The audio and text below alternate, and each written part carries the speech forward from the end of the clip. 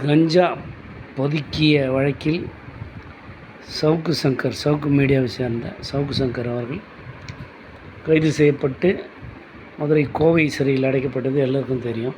இருந்தாலும் அவருக்கு போலீஸால் ரொம்ப தொந்தரவு இருக்குது. கை முறிவு ஏற்பட்டுக்குது, கால் முறிவு ஏற்பட்டுக்குதுன்னு நீதிபதிக்கிட்டே சொல்கிறாரு. அதனால் அவங்க மனுவாக கொடுங்க, நாங்கள் அதுக்குரிய ஆவணம் செய்கிறோன்னு சொல்லியிருக்காங்க. அதுக்கு மனு அவர் தயார் பண்ணுவார்னு நினைக்கிறோம். அது வேறு விஷயம். சமுதாயத்துக்காக அவர் யார் கூலிப்படையாகிறாருன்னா எல்லோரும் தான் எல்லாருக்கும் நல்ல கையாகிறான். யாரை தான் இந்தியாவில் யார் தான் தப்பு செய்யணும்? அதனால் அவர் தனிப்பட்ட ஒரு விஷயத்துக்கு எதுவும் முடிவு செய்ய தேவை. அவர் யாராண்டே பணம் வாங்கின்னு பேசினார், ரைட்டு, பேசுனா நீ நிரூபித்து உள்ளே தள்ள வேண்டியது தானே.